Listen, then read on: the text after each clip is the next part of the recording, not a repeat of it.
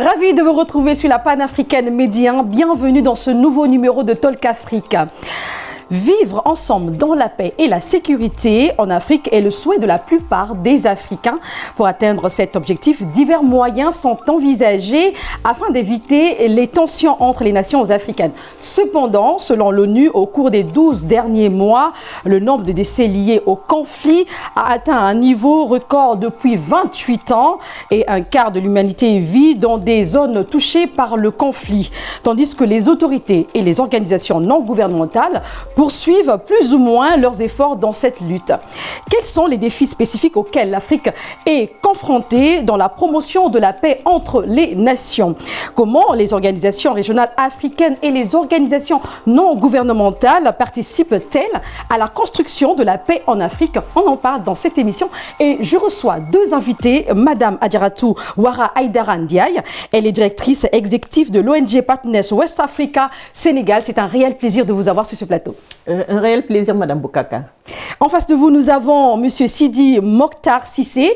Il est consultant, expert en genre conflit, paix et sécurité au REPS FECO, qui est donc le réseau paix et sécurité pour les femmes de l'espace CEDEAO. C'est un réel plaisir également de vous recevoir. Bonjour madame, et c'est le plaisir est partagé et je salue aussi en même temps tous les auditeurs et téléspectateurs.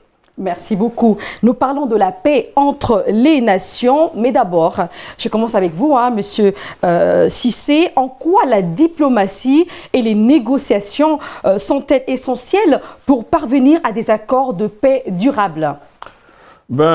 Il faut noter que cette diplomatie a porté des fruits. Et en Afrique de l'Ouest, surtout, je crois que cela nous a évité certains déboires que l'on connaît dans certaines autres zones. Parce que justement, la CEDEAO a très vite compris que le dialogue était très important et il a mis en place des mécanismes qui font que quand il y a conflit, le dialogue est enclenché. C'est peut-être aussi culturel. Culturellement, ils ont copié sur les mécanismes endogènes de résolution des conflits. Et le dialogue est une partie très importante et ce dialogue est sous-tendu par la diplomatie. Et on le voit, les bâtons de pèlerin que les autorités de l'Afrique de l'Ouest prennent à chaque fois qu'il y a un conflit. Donc c'est quelque chose, une bonne pratique qui est à retenir et à exploiter au maximum. Voilà, c'est ce qu'il dit, le dialogue est très important, les négociations justement. Alors, Madame Ndiaye, comment les organisations non gouvernementales comme l'ONG Partners West Africa Sénégal participent-elles à la construction de la paix dans la zone ouest africaine? Merci Madame Boukaka. Comme l'a dit tantôt, en fait, Monsieur Cissé, les ONG, à travers des initiatives communautaires, ont essayé de mettre en place en fait des sessions de dialogue.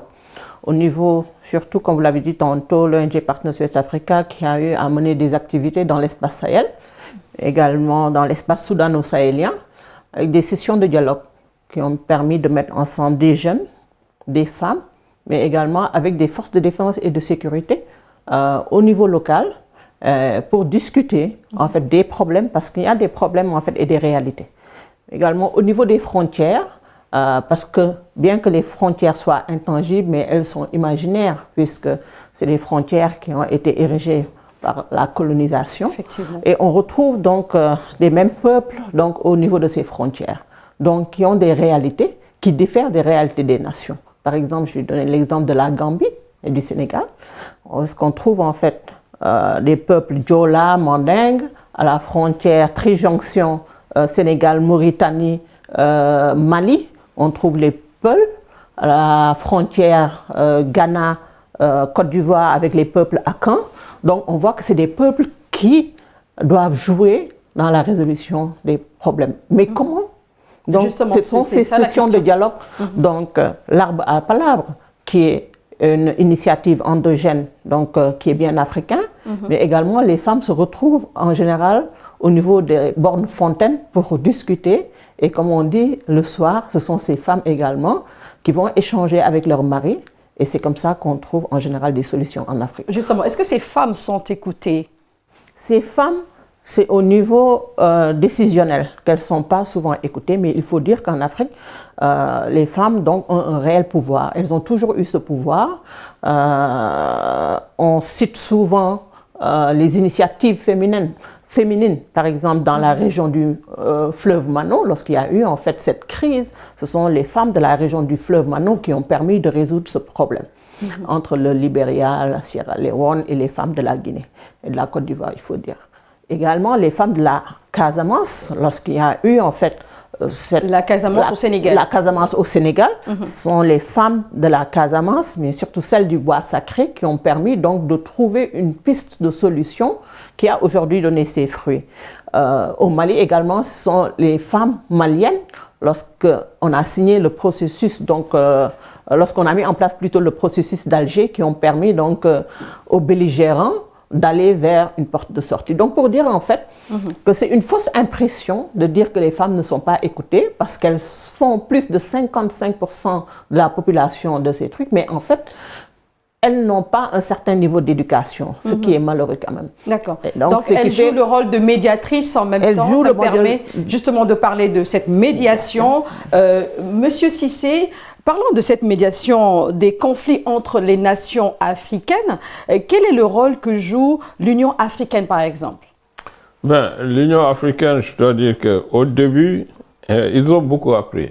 Et grâce à l'ancien président ghanéen, ils ont beaucoup appris parce que la tendance était, il y a conflit, il faut dépêcher un bataillon, il faut passer par la voie militaire.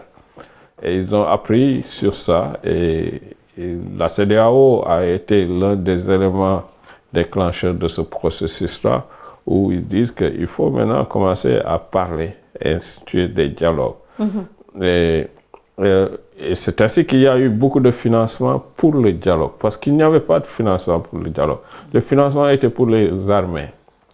Et ce n'était pas suffisant d'ailleurs. Et après, il faut financer le dialogue. Et je dois dire qu'à partir de ce moment, ils commencent à dire, OK, voyons qu'est-ce qui peut être fait au niveau du dialogue. C'est comme ça qu'on a vu beaucoup de conflits qui ont été sous l'auspice aussi des Nations Unies, parce que tout le système a compris que le dialogue était incontournable. Et à partir de ce moment, on voit des allers-retours, parce que le dialogue, il faut beaucoup d'allers-retours. Et il faut quelqu'un qui prenne le leadership. Donc c'est quelque chose qu'on a appris et qu'on commence à faire. Est-ce qu'on le fait suffisamment? Est-ce qu'on le fait tôt? Il y a beaucoup de choses à faire. Est-ce qu'on le fait tôt? C'est surtout moi. Je suis le fait qu'on ne le fait pas tôt. Prenons un exemple. L'exemple de la Guinée. Et même peut-être de la Côte d'Ivoire. C'était... Tôt, on voit, les alertes précoces sont là. On sait que c'est là où on va. Et c'est là où on n'écoute pas justement la société civile, où on n'écoute pas les femmes, comme elle le dit. Notre culture ouest-africaine privilégie partout le dialogue. Tous nos mécanismes endogènes de résolution de conflits reposent sur le dialogue. Donc la CEDEAO a compris cela et a très tôt mis en avant le dialogue. Et on a vu ça. Peut-être c'est pourquoi, à un moment donné, et ça, les chercheurs ont dit qu'ils ont noté que les coups d'État diminuaient à partir de l'an 2000 pendant une bonne période. Parce que le dialogue était là. Et après, justement, et d'ailleurs, on ne voyait pas de conflit entre deux nations en Afrique de l'Ouest. Non, on n'en voit pas jusqu'à présent d'ailleurs. Parce que quand il y a, prenons le cas du Sénégal, quand il y a un conflit, des différends entre deux pays, les mécanismes de dialogue sont tout de suite mis en place et l'armée ne bouge pas. Donc, vous voulez dire qu'il y a plusieurs initiatives qui sont prises en Afrique de l'Ouest. Je reste avec vous. C'est vrai qu'on parle de la CEDEAO, c'est l'Afrique de l'Ouest, mais l'émission concerne toute l'Afrique. Alors on sait qu'il y a des conflits à l'est du pays, de la République démocratique du Congo. Quel est donc le rôle des médiateurs et également des facilitateurs? Oui, si vous prenez le conflit en RDC, c'est qu'il y a eu trop tardivement des initiatives de dialogue. Les interventions militaires ont été beaucoup plus privilégiées et l'ONU même a pensé envoyer des contingents militaires pour le maintien de la paix. Et l'UA a suivi l'ONU dans cela. Et c'est parce que c'est là où ils étaient prêts à mettre de l'argent.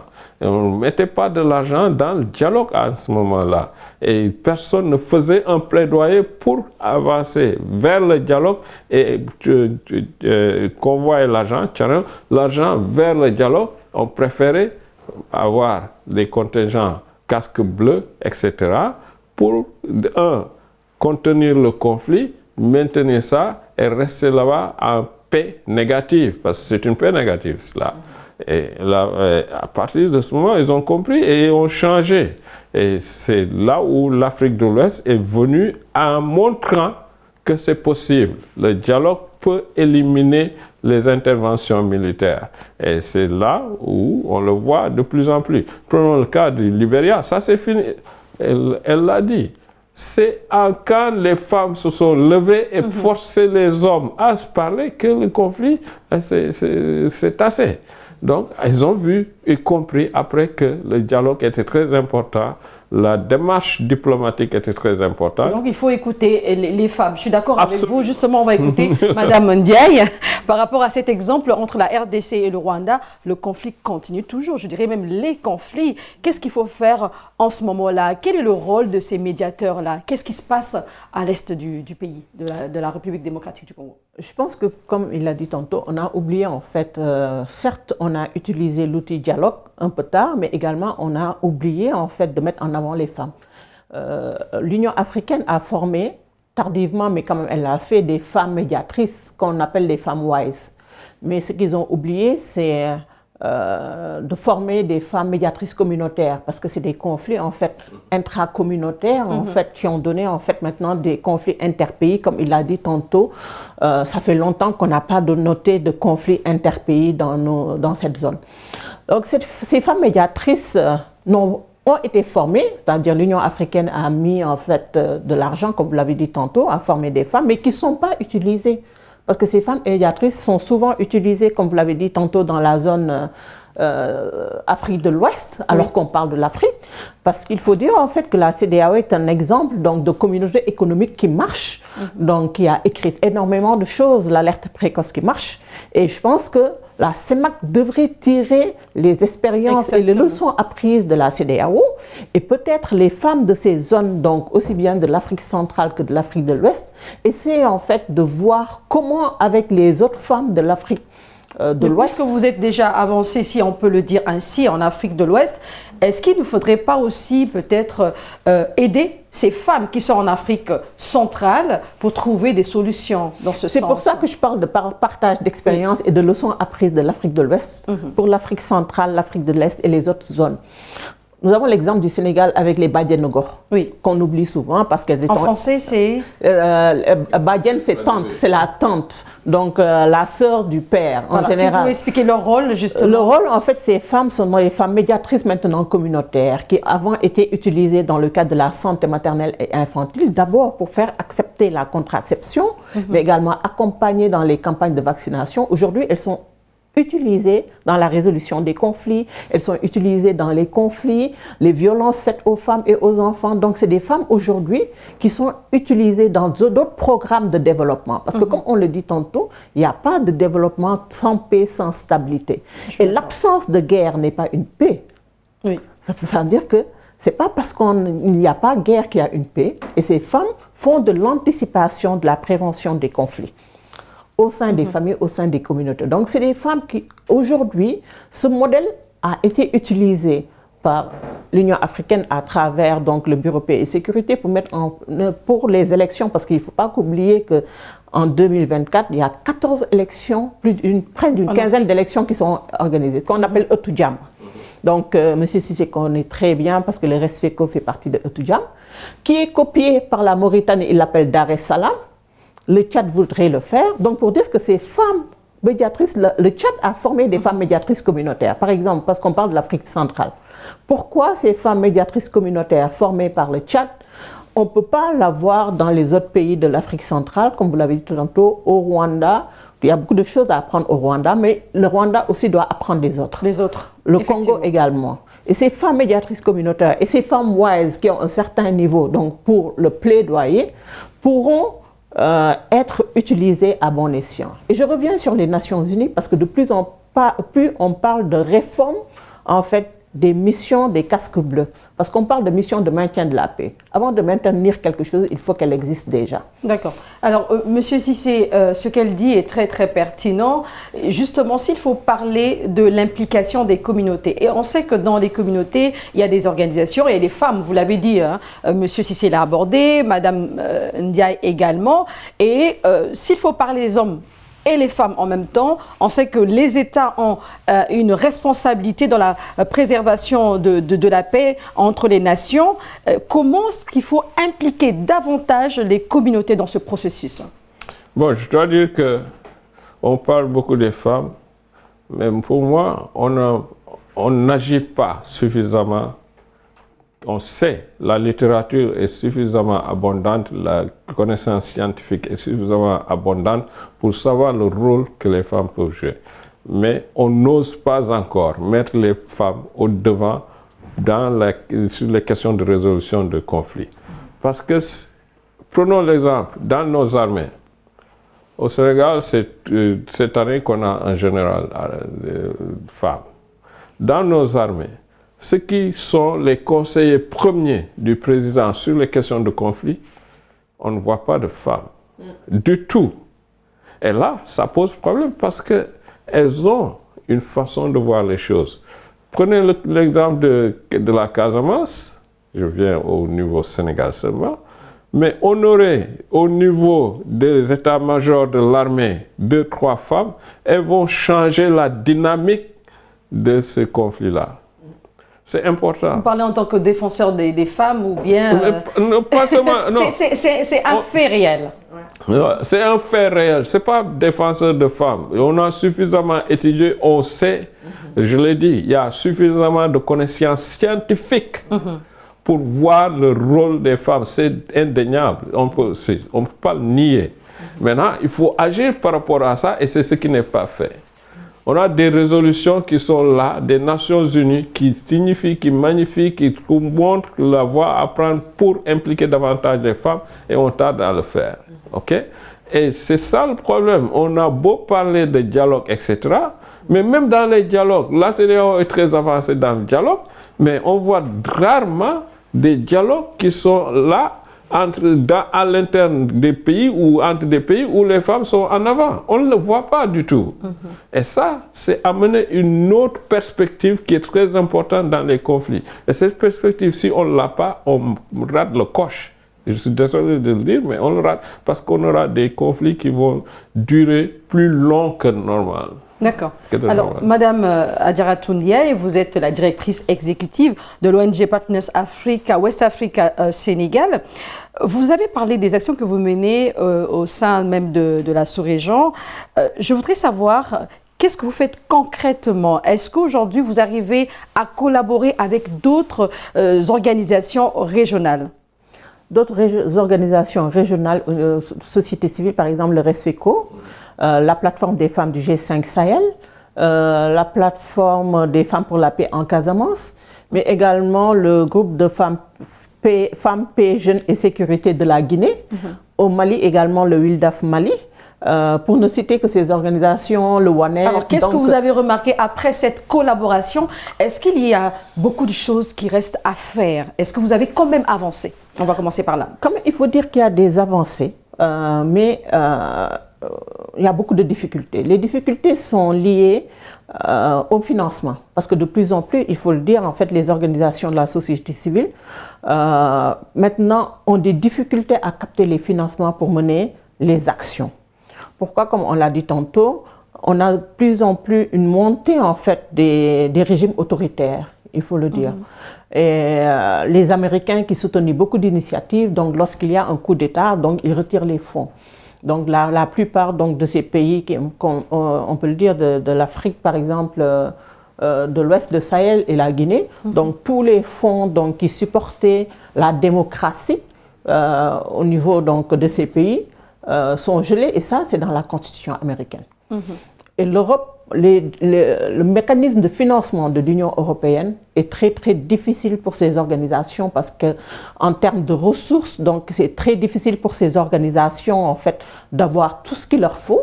Donc ça, c'est le lieu de saluer en fait le réseau Partners Global, donc qui a appuyé certaines organisations à disposer, ça c'est nous avons eu à le faire, à disposer en fait d'outils qu'il leur faut pour pouvoir capter des financements. D'accord. Alors, Monsieur Cissé, on voit qu'il y a beaucoup d'initiatives, que ce soit du côté des organisations non gouvernementales, du côté des autorités africaines. Il y a tellement de rencontres qui sont organisées. Pourquoi jusqu'ici, on n'arrive pas à trouver de solutions efficaces? Ok, bon, il ne faut pas qu'on s'empresse de dire que tout de suite on va aboutir à des solutions. Parce qu'il faut reconnaître que tout dernièrement, ces 2 dernières années ou 3 dernières années, c'est là où ça a bougé énormément. Et le REPSCO, on connaît beaucoup de choses parce qu'on est très dynamique sur cette question-là et on est sollicité. Bon, moi qui vous parle, j'ai sur ma table des dossiers sur lesquels il y a des sollicitations de la CEDEAO. On a des projets pour mettre en place quelque chose pour répondre aux défis et aux challenges sécuritaires. Ça, c'est des faits. Et est-ce qu'on va aboutir à un résultat tout de suite? Non, je ne le pense pas. Parce que aussi, comme quand on fait de la cuisine, on ne peut pas tout de suite aller au marché et après, le plat est là, tout de suite, on va manger. Okay? Les dramés vont tirer sur moi. Mais il faut avoir la patience nécessaire pour arriver à ces résultats. Et moi, je suis confiant et je crois fermement en cela, c'est qu'on va arriver parce que les partenaires ont les yeux ouverts maintenant. Ce n'est pas pour rien que des organisations comme celle de Mme Ndiaye ou REPSCO et d'autres organisations sont sollicitées de plus en plus parce qu'ils voient que c'est ça la voie qu'il faut prendre. Et en fait, c'est pourquoi le REPSCO est déjà très sollicité. Alors, parce que c'est un réseau. Oui, désolée de vous interrompre, nous sommes arrivés presque à la fin de cette émission. Je vais terminer avec Mme Ndiaye. Quels sont les exemples de succès dans la résolution des conflits entre les nations africaines aujourd'hui? On a cité l'exemple des femmes du fleuve Mano, par exemple. Je pense que c'est un exemple quand même, mais également, il faut donner pour les élections le cas de la Gambie quand même, c'est un succès aussi à saluer, parce que les crises ne sont pas seulement des crises liées aux conflits intercommunautaires, on a les crises liées aux élections, on a les crises également qui sont liées à l'extrémisme violent. Et là, nous donnerons l'exemple de la Mauritanie. Je pense qu'il y a beaucoup de leçons apprises donc de part et d'autre selon les différentes zones, les différents pays, donc qu'il faut saluer. Le Rwanda, comme je l'ai dit tout à l'heure, il y a des leçons apprises, par exemple pour le changement climatique, donc l'économie verte, donc on apprend du Rwanda. Et je pense que pour le Sénégal, donc les gens ont toujours salué en fait la démocratie sénégalaise, tout dernièrement avec le Conseil constitutionnel, mais il faut quand même le garder comme du lait sur le feu. Alors, permettez-moi juste de dire ceci. Alors, comment les populations pourraient-elles s'engager davantage dans la promotion de la paix en période de pré- et post-électorale? On l'a dit tantôt, on a beaucoup de mécanismes endogènes, on a le dialogue, l'arme à palabre, mais il faut que les gens s'unissent et utiliser, par exemple, le cousinage à plaisanterie, se saluer main dans la main. Et les organisations de la société civile aussi doivent jouer leur rôle. Parce qu'aujourd'hui, on assiste à un délitement de la société civile, parce que la plupart, au lieu de jouer le vrai rôle de contrôle démocratique citoyen, sont pour donc, un parti, soit le parti au pouvoir, soit des partis d'opposition, et ça porte préjudice donc, à l'image de la société civile. Et je pense que c'est très, très important. Sans oublier les jeunes. Oui, sans oublier les jeunes. La transition générationnelle, elle est très importante. On n'oublie pas les jeunes. Et c'est la fin de cette émission. Merci Madame Adiaratou Ouattara Aïdara Ndiaye. Vous êtes directrice exécutive de l'ONG Partners West Africa Sénégal. C'était un réel plaisir. Merci d'avoir répondu à nos questions. Merci à vous également Madame Boukaka. C'était toujours un plaisir d'être avec vous. Et en face de vous, nous avons Monsieur Sidi Mokhtar Cissé. Vous êtes consultant expert en genre conflit, paix et sécurité au REPSFECO. Merci beaucoup d'avoir répondu à nos questions. Ah, merci, le plaisir est vraiment réel de notre part et je salue votre initiative.